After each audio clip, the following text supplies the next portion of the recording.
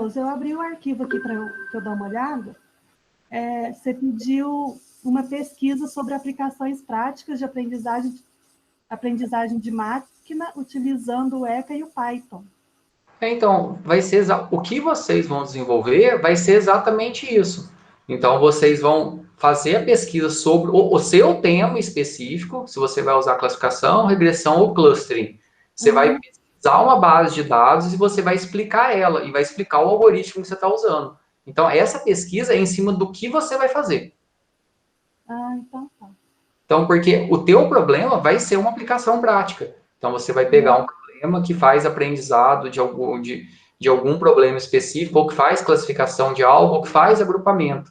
Então, o que você vai focar, você não vai focar de maneira geral, você vai focar no seu. E aí, o que é pedido é que você tente desenvolver tanto no ECA quanto em Python. Se conseguir nos dois, ótimo. Se não conseguir, pelo menos em um dos dois tem que ser feito. Tá já, então. E tem que explicar no ECA e no Python também, ou pode ser só um dos dois? Assim, o ideal é que você consiga mostrar, que você consiga rodar, não precisa detalhar, mas que você consiga rodar nos dois. Mas se não conseguir, pelo menos em um dos dois. Então tá bom, obrigada. Bom. Pessoal, boa noite, então. Eu só estava dando uma repassada sobre o trabalho que a gente colocou aí, que é para semana que vem, na outra aí, a gente vai falar um pouquinho sobre prazos daqui a pouco. Só que antes da gente entrar nessa parte, a gente vai terminar a parte que a gente estava tratando dos aspectos teóricos de redes neurais, que a gente veio trabalhando nas últimas aulas. Então, a gente fez uma introdução dos conceitos fundamentais de redes neurais, a gente viu como a gente pode utilizar redes neurais com algumas aplicações práticas, e na última aula a gente viu um código em C# de uma rede neural de uma única camada, e entendeu o problema que redes neurais simples de uma única camada, chamadas perceptrons, elas conseguem resolver problemas que são os ditos linearmente separáveis, como um problema do AND, do OR, ou duas classes que são bem distintas suas características. Quando eu tenho as características que elas não são linearmente separáveis, como é o caso do OR exclusivo, que é um algoritmo simples, que foi mostrado lá no artigo de Minsky Papers, lá em 1969, uma rede neural simples não consegue resolver. E aí a gente tem que utilizar redes neurais de múltiplas camadas para poder resolver esse tipo de problema. Então, a gente vai terminar todo o aspecto teórico que a gente estava trabalhando sobre redes neurais. Hoje, a gente vai fazer uma prática em Python e depois, no final da aula, a gente vai conversar um pouco sobre... Tem atividade para fazer e sobre os prazos que a gente tem, sobre como a gente vai fechar a disciplina. Então, a gente vai conversar um pouco disso só para fazer esse ajuste. Então, a gente vem trabalhando com redes neurais. Então, aqui só um exemplo aqui que está na minha tela aqui, onde a gente vai ter uma entrada na rede neural, eu vou ter diferentes classes. Essa entrada, a gente vai passar por várias camadas e depois a minha rede neural ela vai dar saída. Então, eu tenho cada bolinha aqui, ela representa um neurônio. Cada setinha aqui, ela representa as conexões que a rede neural tem. Cada ligação dessa que a gente tem entre cada um dos neurônios, ele é ponderado aos pesos. E a gente viu na última aula que a rede neural, ela consegue aprender, ela consegue chegar num classificador ou numa saída correta através do ajuste dos seus pesos. Então, a gente vai conseguir ver isso de forma prática, como isso ocorre no ECA. E antes disso, da gente ir no ECA, para a gente fazer essa parte prática, a gente vai terminar a nossa parte de conteúdo teórico, de alguns parâmetros que são importantes para a gente poder entender. Então, se a gente já passou, a gente já viu que a rede neural ela vai ter uma camada de entrada, algumas camadas intermediárias ou escondidas, isso em redes neurais chamadas MLP, ou Multilayer Perceptron, que são redes neurais de múltiplas camadas. E a gente vai ter a nossa camada de saída ali. E a gente viu que o problema do Shor, quando eu lanço mão de mais uma camada, a gente consegue resolver esse problema. Só passando aqui algumas coisas que a gente já passou na última aula. Então, quando a gente tem uma rede neural de uma única camada, ela é extremamente limitada para a resolução de diversos problemas. E tudo isso que a gente viu florescer nos últimos anos, todas essas tecnologias de redes neurais, elas estão intimamente ligadas a redes neurais de múltiplas camadas. Então, essa técnica de utilizar redes neurais de múltiplas camadas, ela já funciona muito bem desde a década de 80, mas ela era limitada a se ter uma, no máximo 2 camadas ocultas, ao passo que hoje a gente pode ter aí algumas centenas de camadas ocultas. Então, quando a gente fala aí no conceito de camadas, a gente vai ter a nossa entrada. Então, aqui na nossa entrada, que são os nossos X, né? X1, X2, X3, aqui são as nossas features. Então, quantas features eu tiver no meu problema, ou seja, quantos atributos, é quantos neurônios eu vou ter na entrada. Aqui eu vou ter minhas camadas ocultas, que é onde cada conexão que a gente tem aqui, ela vai ser ponderada. Eu vou ter um peso associado, que a gente chama de W, a cada conexão dessa. E depois aqui eu tenho a minha camada de saída, que é onde que eu vou dar o percentual de que vai ser classificado o meu determinado objeto, aquilo que eu quero classificar ou aquilo que eu quero fazer a predição. O mais importante entender, que a gente já passou, é que as redes neurais, elas aprendem através do ajuste dos seus pesos sinápticos. Então, quando a gente fala peso sináptico, é esse valor que ele fica aqui em cima de cada conexão da rede neural, de cada conexão dos neurônios aqui. Então, quando a gente fala em aprendizado, o que a gente tem de mais importante é que a rede neural aprende através de um processo iterativo, passo a passo. Então, ele pode ter várias etapas que a gente chama de ciclos ou épocas. E a cada etapa dessa, minha rede neural, ela vai ajustando aqueles pesos para que ela consiga aprender. A gente viu as regras de ativação na última aula, então a gente tem regras de ativação do tipo ligado ou desligado, que é a regra degrau, e a gente tem outras regras de ativação, que são as mais utilizadas, como a sigmoide ou tangente hiperbólica, que ela dá uma saída de um valor intervalar entre 0 e 1. Então, dependendo da intensidade que alguma informação chega, vai ser a intensidade que ela vai ser propagada.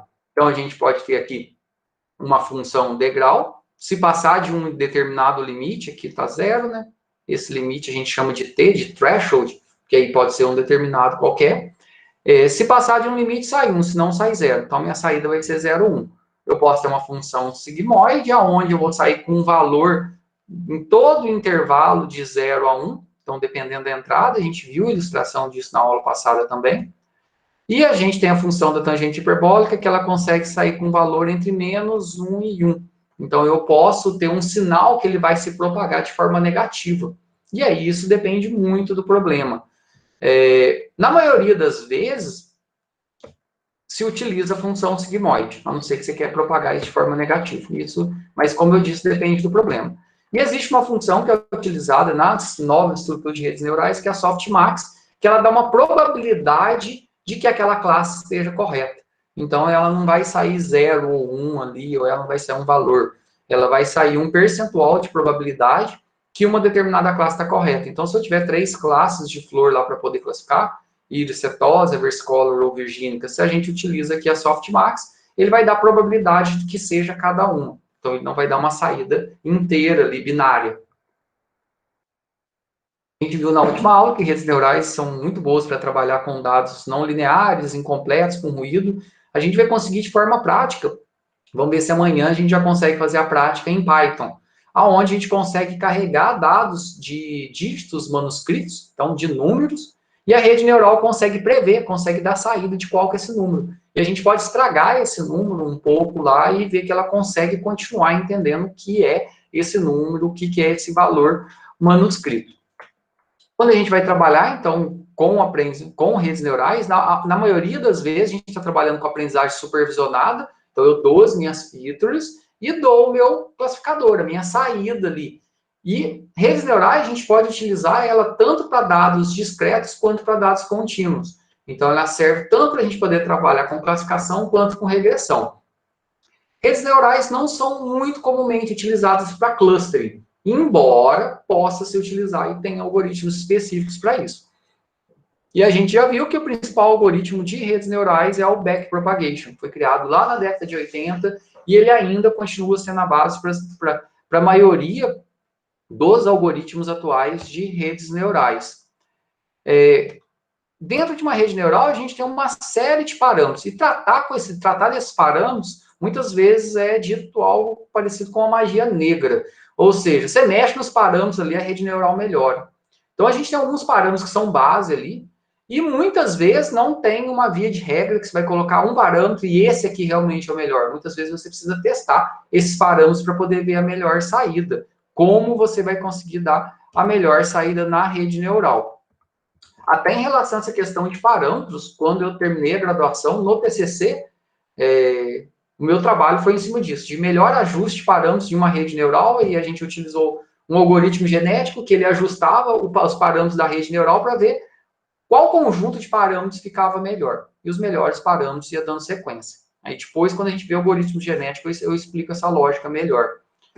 Uma rede neural, por padrão, aqui quando a gente fala em camadas ocultas, é aquilo que a gente viu anteriormente aqui, ó. Aqui, ó. Nessa imagem dá para ver, eu vou ter uma camada de entrada e eu posso ter aqui, ó, as minhas hidden layers, que são as camadas ocultas ou camadas escondidas. Então, aqui está ilustrando 3 camadas ocultas. Quantas camadas ocultas você vai ter? Isso depende muito do problema. Para a maioria dos problemas, uma camada oculta é suficiente. Como eu disse, quando eu terminei a graduação, lá em 2005, você não podia ter mais de 2 camadas ocultas, senão a rede neural estagnava, não conseguia, o algoritmo não funcionava. Então, mas basicamente, para a maioria dos problemas, a gente trabalha com uma camada, no máximo 2. Só que quando a gente vai trabalhar com Deep Learning, com outra arquitetura e com os algoritmos atuais, esse limite de quantidade se expandiu muito. E aí a gente vai ter. Então, a gente vai ter uma camada de entrada, algumas camadas ocultas e a nossa saída ali. Essa é a estrutura. A quantidade de neurônios que a gente vai ter em cada uma dessas camadas, estão voltando aqui, ó, tá vendo? Cada bolinha dessa aqui é um neurônio. Então, você pode pensar, quanto mais neurônios, melhor a rede vai aprender. Isso não é uma via de regra. Logicamente, a quantidade de neurônios, ela tem que estar alinhada com a quantidade de neurônios da entrada. Lembrando, a quantidade de neurônios de entrada, ela é exatamente a quantidade de atributos que você vai ter. Mais um, que é o bias lá, que é aquele neurônio fixo. Então, se eu tiver lá, se eu quero classificar lá o problema do íris lá, então ele tem 4 atributos, 4 filtros. A quantidade de neurônios na camada de entrada é 4.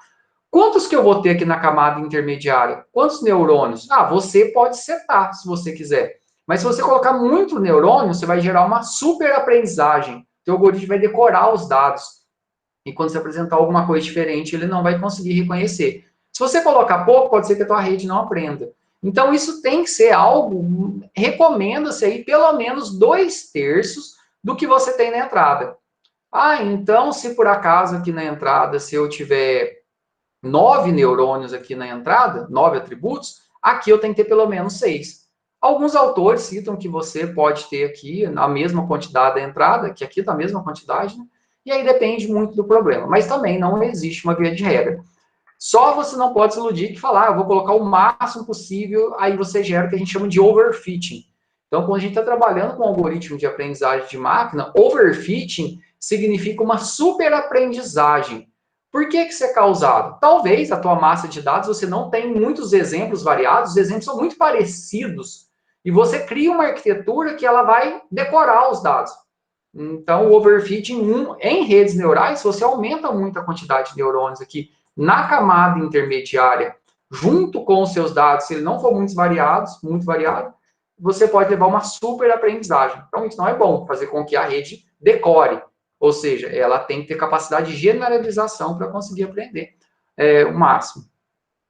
Outro parâmetro importante, que esse aqui a gente mexe bastante na rede neural, a gente vai ver que tem como a gente alterar ele ali, é a taxa de aprendizagem. Geralmente, ele varia entre 0, 1 e 1. Alguns algoritmos colocam 0,01, e aí depende. Essa taxa de aprendizagem, ela dita o quão rápido a minha rede neural vai atualizar os pesos. Então, lembra que a rede neural, ela aprende através da atualização dos pesos sinápticos. Cada vez que der erro, ela tem que voltar e atualizar esses pesos. Então, como ela vai atualizar isso? Através de uma taxa. Se eu colocar 1, ela vai atualizar de forma muito abrupta, vai pular. Se eu colocar 0,1, ela vai atualizar de forma mais lenta. Essa imagem aqui, ó, ela mostra, até tem um link aqui que a gente vai ver. Por exemplo, eu tenho um ponto aqui que eu quero chegar, que é aonde que eu quero chegar, que é o meu ponto correto aqui. Se eu colocar uma taxa de aprendizagem muito pequena, tá vendo que os pontinhos aqui, eles vão caminhando bem devagar. Se eu colocar uma taxa de aprendizagem alta, ó, ele pula daqui, depois ele pula para cá, depois ele pula para cá. E pode ser que o ponto onde estava o menor, o ajuste perfeito dos neurônios, dos pesos sinápticos, ele estava aqui, ó. Então, se o ajuste perfeito estava aqui, ó, ele estava aqui, depois ele pulou para cá e ele veio para cá. E aí depois ele vai começar a subir o erro. Então, ele pulou o ponto do menor erro possível, tá vendo? Aqui é o erro. Então, ele quer chegar no ponto do menor erro. Então, se eu vou devagar, se eu colocar uma taxa de aprendizagem muito pequena, ele vai atualizar de forma tão devagar que vai demorar muito para minha rede neural convergir. E eu posso ter esse problema. Se eu colocar muito grande, ele vai pular. Então, você tem um parâmetro que, na maioria das vezes, utiliza 0,1. Deixa eu mostrar aqui, eu tenho uma ilustraçãozinha que é bem legal. Eu vou colocar aqui no chat aqui também, para vocês poderem ver. Abram aí na máquina de vocês.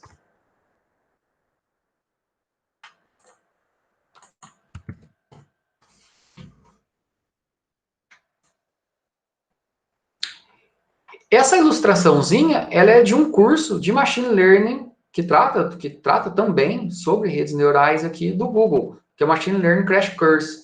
Até tem um pessoal bem renomado que participa dele, então quem tiver oportunidade, depois dá uma lida. Os conteúdos estão em inglês, mas é só você clicar para traduzir aqui que a tradução fica bem legal. E aqui, ó, a taxa de aprendizagem está em 0,01, tá vendo? É uma pequena. Então, se eu der um step aqui, ó, aqui tá o ponto inicial, tá vendo? Ó? O erro está em 7,86, ó. Olha lá, eu estou dando step, ó. Vocês estão vendo que está descendo bem devagarinho. Vou dar um reset aqui. Agora eu vou colocar de 0,1 aqui. 0,1. Dá um step, ela tá vendo como ela tá indo? Ó? Ela tá indo mais rápido. E ela vai descendo, e logicamente você vai multiplicando, ele vai ajustando os pesos. Ah, mas por que tá indo mais devagar? É por causa do ajuste dos pesos. Conforme ele vai ajustando, talvez você vai diminuindo, ele vai voltando. Até que ele vai chegar no menor erro possível aqui, ó. Que é aonde que a gente quer chegar. Então, a rede neural vai buscar sempre o menor erro possível. E essa taxa de aprendizagem é importante. Se eu colocar uma taxa de aprendizagem muito alta aqui, ó, colocar de 1,5, ó, step, ó. Aqui, nesse caso, que ele deu sorte de achar rápido aqui. Olha lá, eu coloquei uma taxa de aprendizagem que ele pulou, ele saiu daqui, ele veio para cá, ó.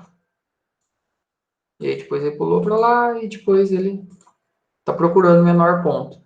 Então, colocar uma taxa de aprendizagem muito alta nem sempre é recomendável. Aqui nessa ilustraçãozinha, ele está mostrando menos pontos aqui, mas de maneira geral, se você não pode ter uma taxa de aprendizagem muito alta. Então, aí tem alguns valores que são recomendados, variando aí, depende do algoritmo, de 0,01 a 0,1. E aí, o máximo da taxa de aprendizagem que se utiliza é 1.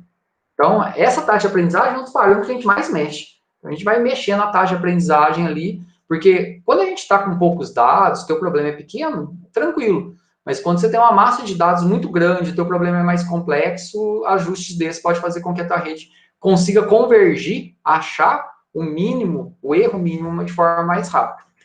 Outro parâmetro que é bem magia negra, assim, que a gente acaba não entendendo muito claro como ele funciona é o momento. O momento, ele é um parâmetro do algoritmo backpropagation que ele tem como objetivo fazer com que a rede neural ela não caia no que a gente chama de mínimo local, e ela procura o menor erro global da função. Então, de maneira geral, esse aqui, esse parâmetro, ele tem como objetivo aumentar a velocidade do algoritmo. E aí, quando a gente vai configurar ele, é um valor 0, ou seja, eu não vou considerar o momento, eu desconsidero esse parâmetro a 1. Então, geralmente, o momento ele fica com 0,3. Ah, qual que é o melhor? E aí você pode fazer vários testes. Você alterar o momento e a taxa de aprendizagem junto, a taxa de aprendizagem de 0,15 com o momento de 0,31. Taxa de aprendizagem de 0,18 com o momento de 0,28. Então, você mexer nesses dois parâmetros em conjunto, você consegue, às vezes, uma acurácia melhor dentro da tua rede e um tempo de treinamento menor. Foi exatamente isso que eu fiz no TCC. Eu ficava gerando vários valores, jogava, mandava treinar, aí pegava o resultado e os melhores eu ia salvando, para poder ver qual conjunto de parâmetros para poder resolver um problema específico na época. O momento, ele está relacionado a isso. Aqui é o chamado descida do gradiente, quando se vai treinar uma rede neural. Então, ele sai de um erro maior E ele vai procurando. Nesse erro maior, eu posso ter vários pontos aqui, ó, que não é o menor erro possível, mas é o menor erro que ele acha. Ele acha um erro e aí depois, se ele mexe, ele aumenta. Ele acha um erro pequeno, se ele mexe, ele aumenta. E aí ele vai. Isso são os chamados mínimos locais.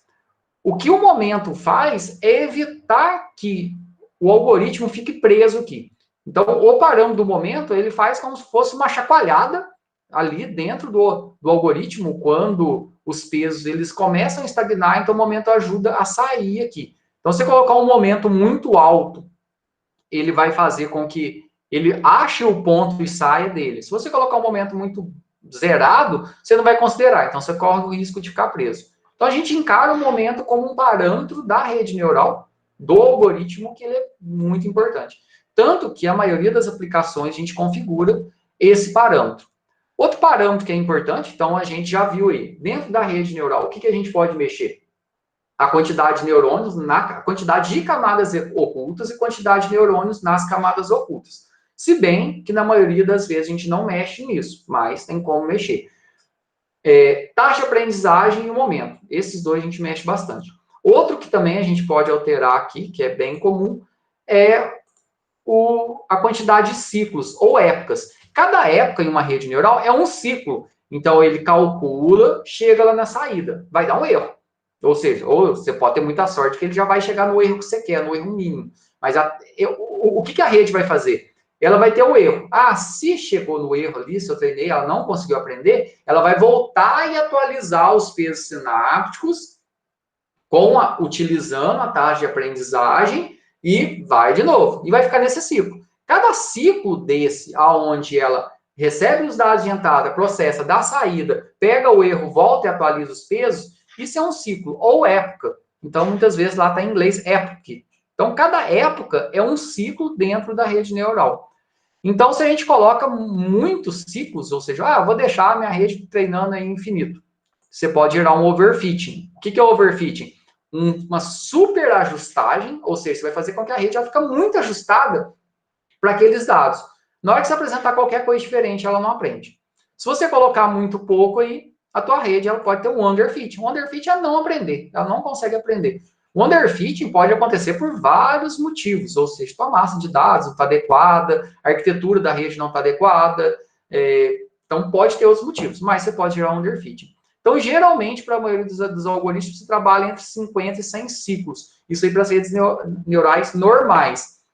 Para algumas arquiteturas já pré-treinadas, aí você consegue trabalhar com menos ciclos. Como é aquele caso lá que a gente viu do TensorFlow, lá no Teachable Machine Online, ele treina as imagens lá com 50 ciclos. Só que ele já tem uma rede neural que reconhece vários objetos, vários formatos lá, que ela já está treinada, que é a base da ImageNet lá. Então, essa rede já está treinada, então ele faz um ajuste. Então, quando você vai treinar uma rede aí, mas geralmente a quantidade de ciclos fica entre 500 e 3.000. Então, esses são parâmetros gerais. O erro mínimo é aonde que eu quero chegar. Então, o erro mínimo, eu posso definir, eu quero que a minha rede treine enquanto ela tem um erro de 0,1%. Ou seja, quando ela tiver um erro de 10%, ela vai ficar treinando. Na hora que atingir o erro menor que 10%, ela treina. Então, você pode definir um ponto de parada, que a gente pode definir nas redes neurais, é o erro mínimo ou a quantidade de épocas ou ciclos. Então, esses são os dois principais pontos de parada, ou a quantidade de ciclos ou o erro mínimo. Lá no ECA, a gente define a quantidade de épocas. Então, vai treinar por 500? Ele vai treinar por 500 até achar o menor erro possível. Como eu já tinha falado no começo, a gente tem um neurônio especial chamado BIAS, então aqui eu tenho as minhas entradas, entrada 1 e entrada 2. E dentro da rede neural, a gente tem um neurônio que ele tem um valor fixo. Então, o BIAS, ele existe em todas as camadas e ele tem um valor de entrada constante de 1. Também ele tem os seus pesos associados, só que o seu valor de entrada ele é constante de 1.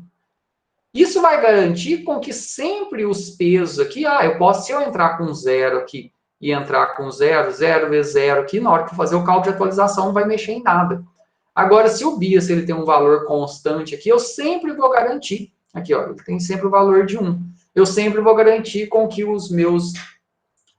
a minha rede ela seja atualizada, porque senão ela pode travar, ela não vai sair do lugar. Se a gente até ir lá naquele código do Perceptron, que eu compartilhei com vocês, sei lá, e tirar o BIAS, a rede neural deixa de funcionar. Porque como ele vai entrar com 0 e 0 em algum momento, e se ele der erro com 0 e 0, ele não consegue atualizar, ele vai ficar num erro infinito lá. Então, quando a gente vê falar de BIAS neurônio, ou neurônio BIAS, bias, que é o viés aqui, ele tem um valor fixo de 1. A gente já tratou o algoritmo essencial que a gente tem em redes neurais, é o backpropagation, é o mais utilizado e é a base para todos os outros algoritmos. Então, o backpropagation, ele é um algoritmo de aprendizagem supervisionada. O que é supervisionado aqui? 12 minhas features e eu tenho meu classificador. Então, é um algoritmo criado lá pelo Rummelart e outros autores lá, para poder treinar MLPs. Então, quando a gente fala MLP, é rede neural de múltiplas camadas, Multilayer Perceptron. Quando a gente fala só Perceptron, é uma camada. MLP é multilayer, ou seja, múltiplas camadas que a gente vai ter. O que o backpropagation faz é aquilo que a gente já falou. Ele faz o ajuste dos pesos entre todas as camadas. Então, aquela regra de Hebb que foi criada lá no final da década de 50, lá, ele tem a regra de atualização ali para uma camada só. Ou seja, para uma perceptron, para uma rede simples. O backpropagation, ele conseguiu criar essa estrutura do algoritmo para poder realizar a atualização de múltiplas camadas. E isso é bem complexo, ele utiliza alguns modelos matemáticos baseados em derivações. Então, tem todo o modelo matemático por trás disso para conseguir fazer isso funcionar. Então, basicamente, ele tem entrada, ele chega a saída. Depois que tem, ele volta atualizando aqui, e depois daqui ele volta. Então, ele não pega o erro e vem direto aqui. Ele retorna na camada anterior, atualiza, retorna na camada anterior, atualiza, e depois ele vai receber novos dados e vai treinar. A estrutura de fazer isso aí é bem complexo. Então, a gente vai ter a camada de entrada, cada sinapse são as conexões aqui. Ele tem um peso associado. E o que o algoritmo faz? É o ajuste desses pesos. Então, quando eu tenho múltiplas camadas. Isso é bem complexo de se realizar. E ele vai descendo, né? É aquela imagenzinha que a gente viu lá do momento. Então, eu tenho um dado erro aqui, ó, e para procurar o menor erro, ele tem uma superfície 3D dessa de erro. Então, ele pode vir e parar aqui, ele pode vir e parar no outro ponto. Então, tem vários pontos que o algoritmo pode estagnar e não sair do lugar dentro desse processo de ajuste. Pensa que você tem milhares de conexões e você tem milhares de valores para poder ajustar ali. E você tem que chegar no melhor ajuste possível. Então, cada hora que você mexe pensa lá, você mexe num ponto, atrapalha no outro. Você mexe no outro, atrapalha no outro. Então, fazer esse ajuste é complexo. Então, e o que o algoritmo quer é achar o menor ponto possível de erro. E a gente vai ver no ECA como que isso funciona, como que é a estrutura. Só antes da gente entrar no ECA aqui, para a gente poder ver uma prática dentro do ECA, vamos só terminar aqui e falar um pouquinho sobre Deep Learning, que a gente já finaliza toda essa parte teórica. O que a gente mais vê falar hoje em redes neurais é o Deep Learning. Quando a gente vê falar de Deep Learning hoje é sinônimo de Deep Neural Networks, que são as redes neurais de múltiplas camadas aí, que a gente passa a ter aí mais de 100, 200 camadas. O que permitiu com que essa estrutura passasse a funcionar, como a gente já citou anteriormente, foram a evolução das GPUs, que são as placas de processamento gráfico, que o pessoal acabou vendo que ela é muito mais rápida para poder treinar uma rede neural. Então, todas as arquiteturas que a gente tem hoje de rede neural, elas buscam GPUs para poder ser treinadas.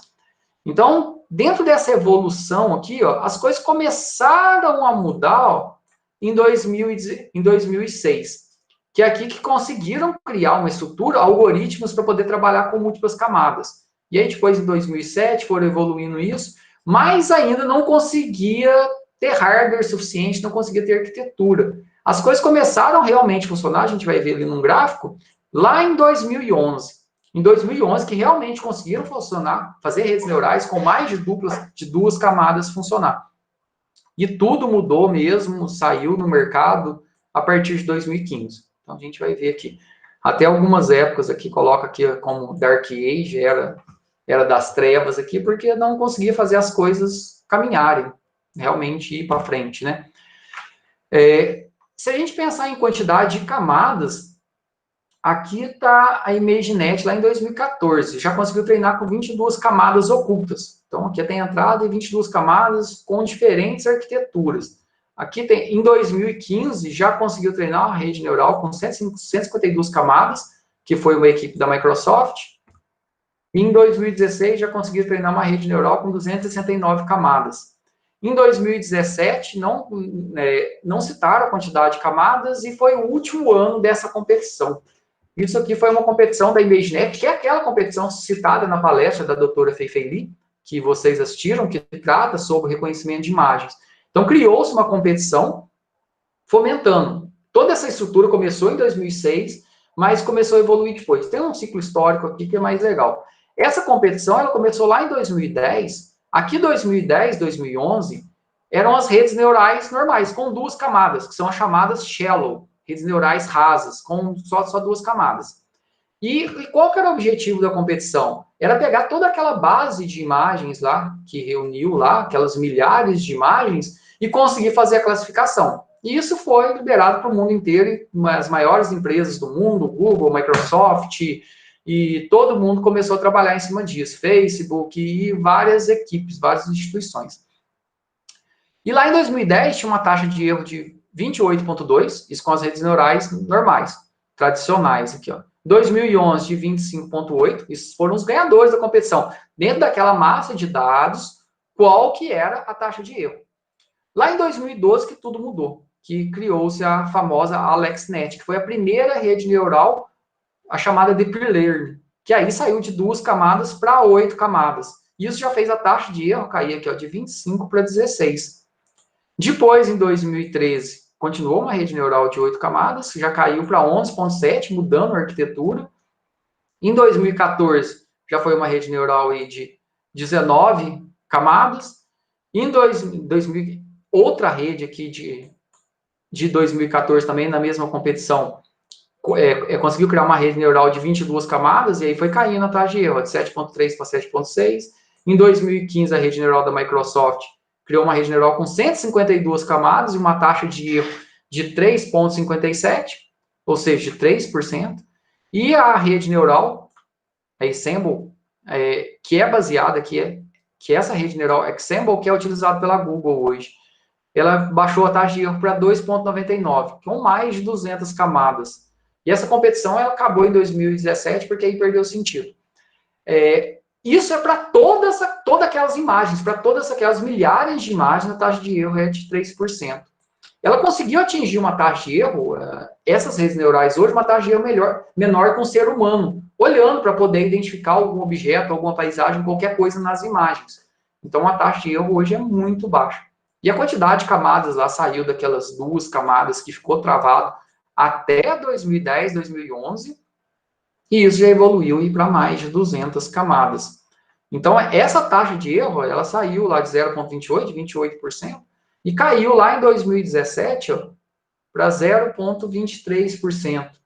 Isso é melhor que um ser humano olhando imagens. Então, isso graças ao que a gente conhece hoje de Deep Learning, de Deep Neural Networks. A gente tem rede neural para tudo. Então, tem redes neurais para tarefas específicas para poder trabalhar com regressão. Então, são algoritmos e arquiteturas. Lembra o tal da arquitetura? Quantos neurônios, quantas camadas, quais parâmetros, qual função de ativação vai estar em cada uma das camadas. Então, são muitos parâmetros. Então, a gente tem redes neurais para regressão, para poder trabalhar com classificação, melhor para poder fazer predição de dados temporais, para poder trabalhar com robótica, trabalhar com visão computacional e outras para sistemas de otimização. E a gente tem um tipo aqui de rede neural específica para poder trabalhar com cluster, tá vendo? Como eu falei, redes neurais não são muito utilizadas para trabalhar com cluster, mas tem um tipo de rede neural. Então, rede neural não é uma coisa só. Rede neural não é uma arquitetura só. Então, você tem diversas redes neurais, diversas arquiteturas para poder trabalhar com diversos problemas. Agora, a gente vai fazer uma prática lá no ECA para poder ver como funciona redes neurais no ECA. E depois, amanhã, isso aí foi uma prática, e depois amanhã a gente vai ver lá em Python também, se der tempo para ver como isso funciona. Então, vamos abrir o ECA.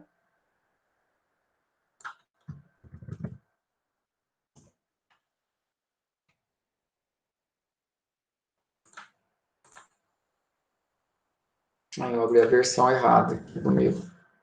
Tem que abrir a 3.6, que essa versão mais nova no meu tá dando problema. Lá no ambiente virtual, para quem não tem, eu coloquei de volta aqui, ó, dentro da semana de redes neurais, coloquei o arquivo house em Iris. O Iris, ele é aquele arquivo das flores, de classificação, e o housing é aquele arquivo de predição de preço de casa, regressão. Então, a gente tem dois problemas diferentes aqui. Um para poder trabalhar com aprendizagem por classificação, que é o Iris, e outro que é para poder trabalhar com regressão. E a gente vai ver aqui. Deixa eu fechar esse aqui. Só o pequenininho está funcionando. Então, vou abrir aqui o Explorer. Baixem os arquivos aí para a gente poder acompanhar. Primeiro, eu vou abrir o Iris. Então, baixem o Iris. Quem já tiver ele aí, talvez na máquina, é só abrir. Então, eu vou abrir o ECA. Vou vir aqui em Open File. E vou lá abrir esse arquivo.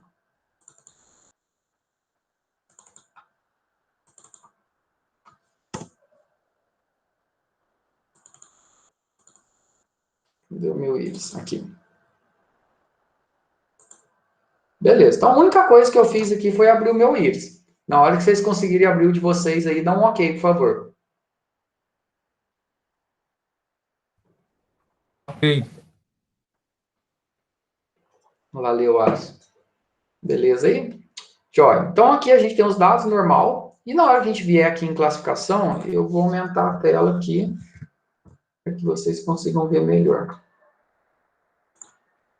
Beleza. Depois que eu abrir, vim aqui em classificação, a gente vai usar todo o Train Set, só título de exemplo. E a gente vai vir em Choose, que é escolher.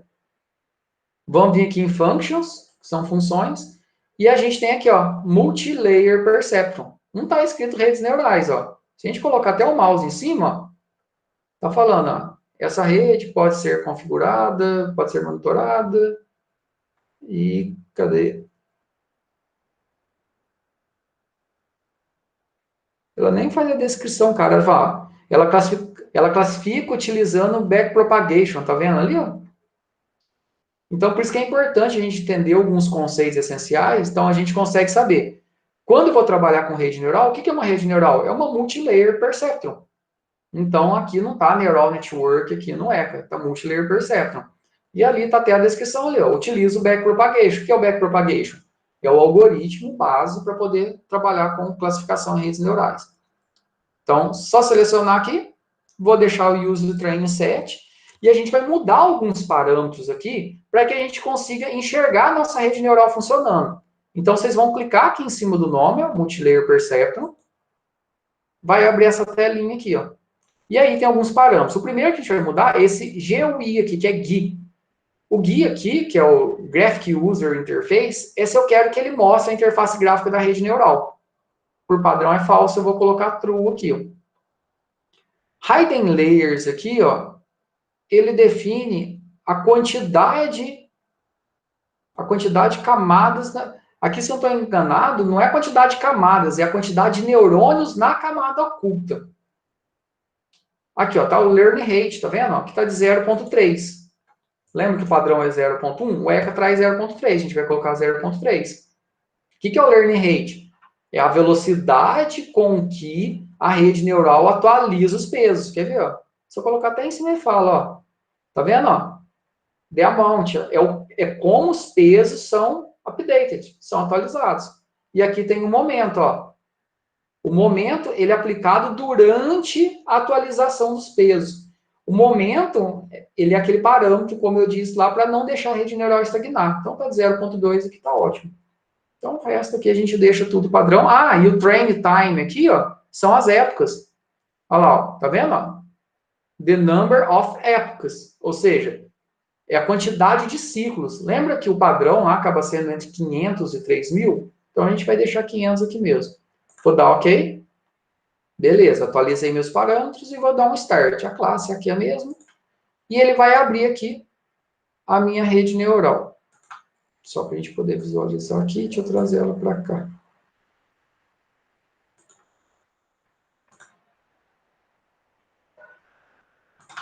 Não, deixa eu deixar, acho que assim fica melhor para ver. Não, não deixa. Aqui eu acho que está dando para vocês verem. Então, aqui na minha camada de entrada, cada verdinho aqui é um neurônio da camada de entrada. Então, eu tenho 4 atributos. Então, eu tenho 4 neurônios. Aqui na minha camada intermediária, ele gerou 3 neurônios. Está no automático lá. Então, eu tenho 4 na entrada e 3 na camada intermediária. Então, aqui é a minha camada oculta. Como está automático, lembra lá que na maioria da literatura eles citam lá para você colocar 2 terços ou 3 quartos da quantidade de neurônios da entrada, você tem que ter pelo menos aqui na camada oculta. E aqui eu tenho a minha camada de saída, que ela é representada por cada um das classes possíveis que eu tenho. Então, a minha saída pode ser setosa, versicolor ou virgínica. Aqui ele não deixa a gente escolher, aqui os parâmetros, eles continuam aqui, ó, learn rate continua aparecendo, momento continua, quantidade de épocas. Aqui ele não deixa a gente escolher qual que é a função de ativação, então ele usa padrão ali, se não estou enganado, sigmoide. Então vou dar um start aqui, ele vai treinar, fez as 5.000 épocas, e ele chegou a um erro geral por época ali, que é na hora que ele faz o cálculo, um erro bem baixo, 0,09. Vou dar um accept aqui. Então, treinou aqui ele só mostra essa arquitetura aqui da rede neural. Na hora que eu dar um accept aqui, ó, vamos dar uma olhada na saída aqui. Eu vou abrir aqui o Notepad++, só para ficar melhor a gente enxergar. E a gente entender esses parâmetros aqui. Então, aqui ó, um ponto importante. A quantidade de instâncias classificadas corretas. Ele conseguiu classificar 98% de forma correta, ou seja, 148 corretas e 2 incorretas. Então, pelos valores de entrada, a rede neural ela foi sendo ajustada até que ela conseguisse chegar no menor erro possível. Se eu aumentar a quantidade de ciclos, pode ser que ela consiga chegar a um erro menor? Pode. Aqui ele mostra a matriz de confusão, como é a classificação, ele mostra normal, então tudo que é íris cetose ele acertou. O que é íris versicolor, ele acertou 49, classificou uma como virgínica. O que é íris virgínica, ele acertou 49, acertou uma como versicolor. Um ponto importante que vai de encontro com aquilo que a gente já estava olhando, se a gente subir aqui, ó, olha aqui que legal. É sigmoide mesmo, tá vendo? Sigmoide node. Olha lá, eu tenho no meu node 0 aqui, ó. E aqui, ó, é o threshold. Lembra o que é threshold? É o limiar. Então, a rede neural, ela ajustou esse threshold. Então, o threshold aqui, ó, do primeiro nó que a gente tem ali, da primeira célula, do primeiro neurônio, ele colocou um threshold de menos 3,9. E aqui ele colocou o quê? Dentro das ligações, das sinapses que ele tem ali, ó, aqui é no nó 0. Tá vendo cada um desses valores aqui, ó? 0,5, 7, menos 4. Isso aqui são os pesos associados. Então, lá no nó 0, ele liga com 3 nós. Então, como ele liga com cada um desses 3 nós aqui, isso aqui é cada um dos pesos associados. E o limiar, para poder levar isso para frente, então, na hora que ele faz a multiplicação pela entrada, é o 3 alguma coisa aqui. E a função é a sigmoide. Lembra? Então, ele vai sempre passar um valor entre 0 e 1. Lá no meu nó 1, ele tem as entradas lá, e aqui eu tenho os pesos associados, e o threshold. Eu tenho o threshold e os pesos. Eu tenho o threshold e os pesos. E assim para cada um para cada um das passagens que a gente tem nos neurônios. Então, o que a gente consegue ver aqui? Que a rede neural, ela vai se ajustando, a rede neural, ela se ajusta para poder atualizar os pesos sinápticos, para que isso possa seguir ou não. Ou seja, dependendo o que a rede neural faz, esses valores que ela chegou aqui, ó, são os valores que vai receber o atributo da entrada, fazer a multiplicação e isso dá sequência em cada um da estrutura, em cada uma das camadas que a gente tem. E aí ele conseguiu chegar numa acurácia de 98%. E aí, quando a gente tem um problema, por exemplo, e agora eu não vou usar redes neurais, eu vou usar a árvore de decisão. Vou mudar aqui a árvore de decisão. Vou colocar trees J48. E vou colocar aqui start.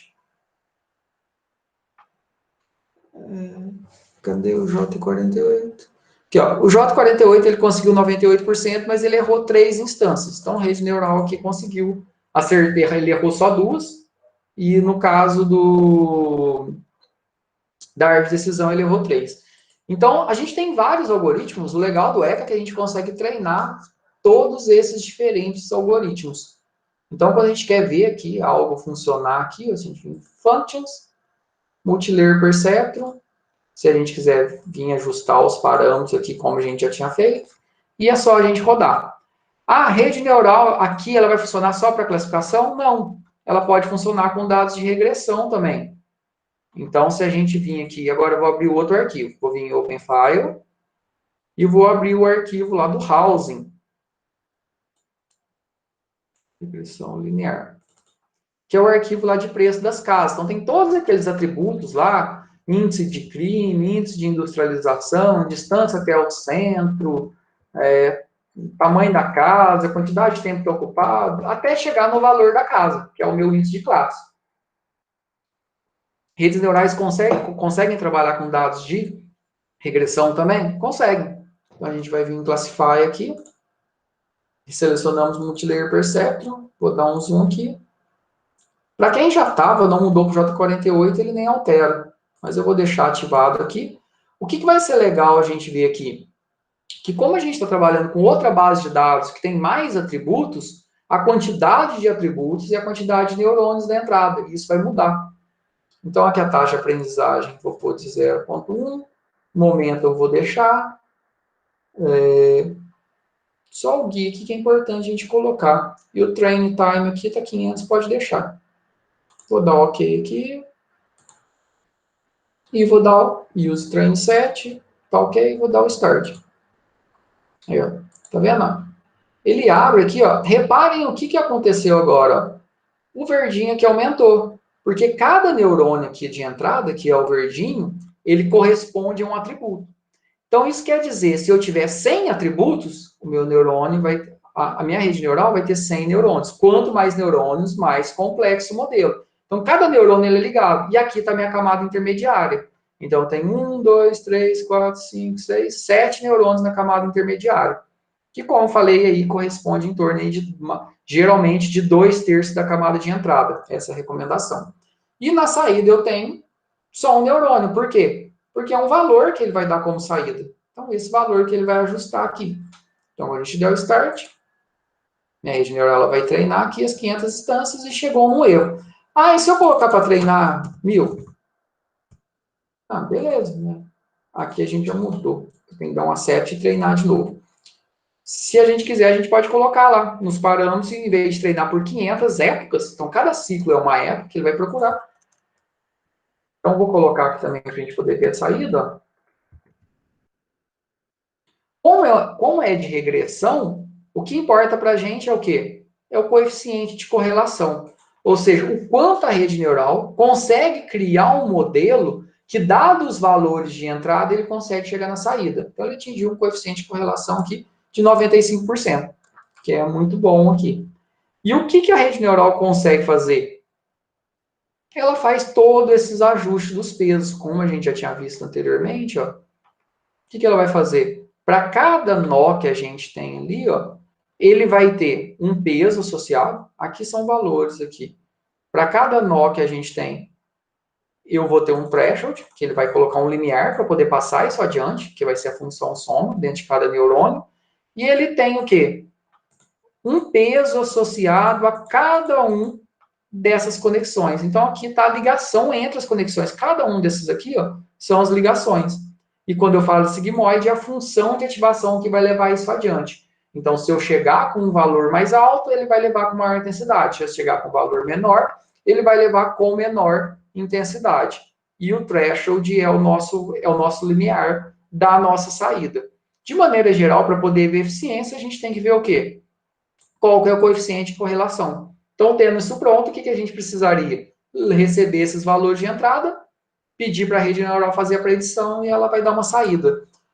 Amanhã, quando a gente trabalhar lá em Python, a gente pode pegar esse problema, por exemplo, aqui, ou outro problema, e a gente entrar com um conjunto de valores e ver o que a rede neural vai fazer a predição. Pessoal, conseguiram fazer aí? Conseguiram entender? Ficou alguma dúvida?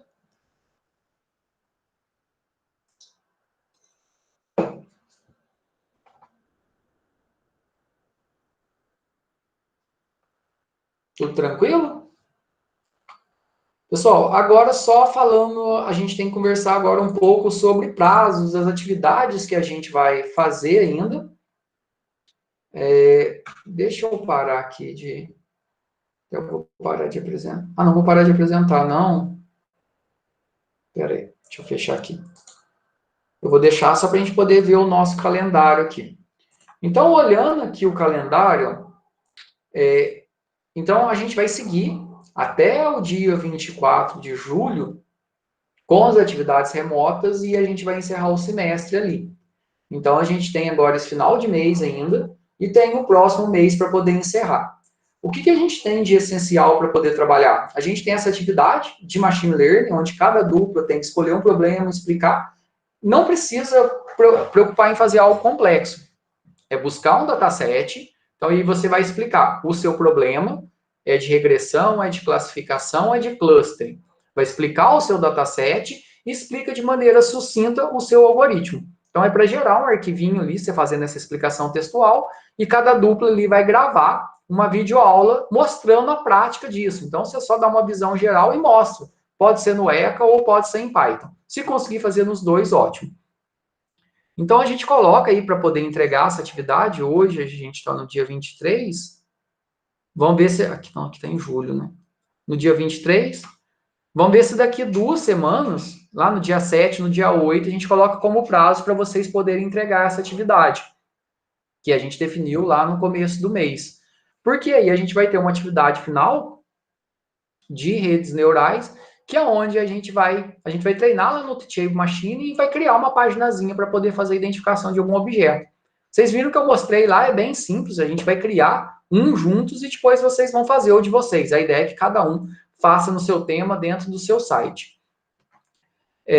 Então a gente define aí ou dia 7 ou dia 8, o limite aí do dia 8 para poder mandar a videoaula. E aí depois, semana que vem, eu vou explicar o trabalho das redes neurais, a gente coloca ela para poder entregar até dia 22. A gente terminando essa parte de redes neurais, a gente vai fazer mais um quiz. Então, o objetivo aí é que a gente não faça a prova final. Então, a gente vai pegar as notas desse quiz. Se eu olhar lá que alguém ficou com a nota muito ruim por causa desses quiz, alguém perdeu ou algum quiz específico foi ruim, aí eu monto uma provinha ali só desses quiz específicos. E aí, para poder repor essa nota. Se por acaso, mesmo assim, não der juntando tudo, aí sim, né? Que aí tem o trabalho, os 2 trabalhos para poder fazer, aí vai ter uma prova final lá na semana, entre o dia 27 e o dia 31. Mas então, a gente já fez alguns quiz, vocês fizeram alguns relatórios, tem várias atividades que vocês desenvolveram. Então, quem está entregando atividade e fez o quiz está tranquilo. A gente terminando a rede neural, a gente vai fazer mais um quiz. E no segundo quiz eu não vi, poderia voltar, deixei... Ah, não, tranquilo, Celso. Como eu falei, vamos esperar fazer agora o próximo. O de redes neurais vai ser o último, então a gente não vai ter mais quiz depois. A gente vai ver mais conteúdos, então eu vou dar uma visão geral sobre algoritmos genéticos e sobre fuzzy, mas esse conteúdo a gente não vai fazer quiz no final. Então a gente vai só ver de maneira geral, porque a gente não vai ter tempo de detalhar. Mas aí, se eu ver se alguém precisou de nota ali, alguma coisa, aí eu volto e reaplico de alguma maneira. Pode sim, José. Qualquer atividade que tenha atrasada para trás, pode enviar. Então, a gente vai ter mais esse quiz. O importante aí é esses 2 trabalhinhos que a gente vai ter e entregar eles. Então, entregando esses 2 trabalhinhos, que são bem importantes, junto com os quiz do Arduino, ao invés de a gente ter 2 pontos, a gente vai trabalhar com 1 ponto só, porque a gente conseguiu fazer só uma parte, a gente não conseguiu fazer o restante. E a gente vai diluir o restante da nota. Beleza?